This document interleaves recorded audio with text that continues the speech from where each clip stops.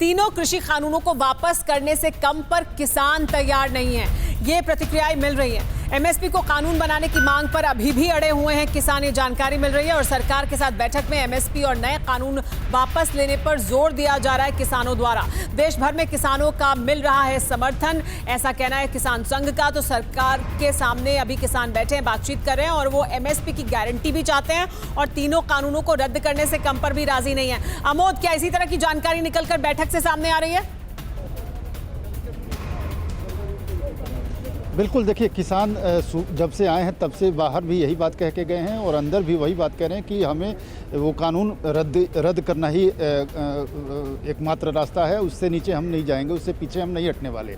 लेकिन महत्वपूर्ण बात यह है कि सरकार की तरफ से लगातार उनको कन्विंस करने की और समझाने की कोशिश हो रही है। जो 39 पॉइंट उन्होंने परसों दिए थे उसको लेकर एक एक बात पर समझाया भी गया है सरकार के द्वारा कि आपकी ये बात सही थी, आपकी ये बात हम मानने को तैयार हैं। तो सरकार की तरफ से काफी लचीलापन और आगे बढ़कर माफ कीजिएगा, आपको रोक रही हूं। इस पर प्रतिक्रिया लेने की कोशिश करते हैं हमारे मेहमानों से कि किसान अभी भी इस बात पर अड़े हुए हैं।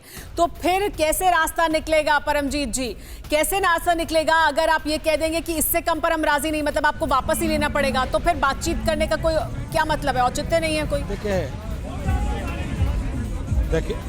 देखिए ऐसा है, किसानों को यहाँ आने की ज़रूरत इसलिए पड़ी जो ये बिल लाया गया और इसको पास करके एक्ट बनाया गया। मैं ये रिक्वेस्ट करता हूँ सरकार से कि मेहरबानी करके कुछ आदमियों के लिए जो पॉलिटिकल पार्टीज़ हैं वो उनकी बात के ऊपर ना जाके किसानों के मसला हल किया जाए, उनकी मर्जी के मुताबिक हल किया जाए। किसान हमारी रीढ़ की हड्डी हैं। किसानों के बारे में लाल बहादुर शास्त्री जी ने कहा था, जय जवान जय किसान। हम जवानों की इज्जत बहुत करते हैं, किसानों की भी इज्जत उतनी करनी चाहिए अपने को। लेकिन परमजीत जी, जो शंकाएं हैं, नहीं परमजीत जी, लेकिन जो मुद्दे उठाए गए सर, जो मुद्दे उठाए जा रहे हैं किसानों के द्वारा, उनका निवारण अगर किया जाए, समाधान निकाला जाए, उसका बीच का रास्ता निकाला जाए, तो वो काफी नहीं होगा। और जो देखो जी, समाधान निकालना है तो जो किसान कहें कर दो। ये जो दिल्ली की ब्लॉकेट हुई है इसको टाइम पर है, दिल्ली नॉर्मलाइज हो। ठीक है, दिल्ली में काम काज ठप हुआ है, कोरोना से बचा लाता है। इस पर प्रतिक्रिया लेते हैं परमजीत जी। सुदेश जी, किसान जो कह रहे हैं वो मान लीजिए। सुदेश जी जवाब दीजिए। मेहरा जी एक बात बताइए, क्या इस कंट्री में एक नया नॉर्मल शुरू हो गया है कि सरकार कोई कानून बनाएगी जैसा हुकुमदेव सिंह जी ने कहा?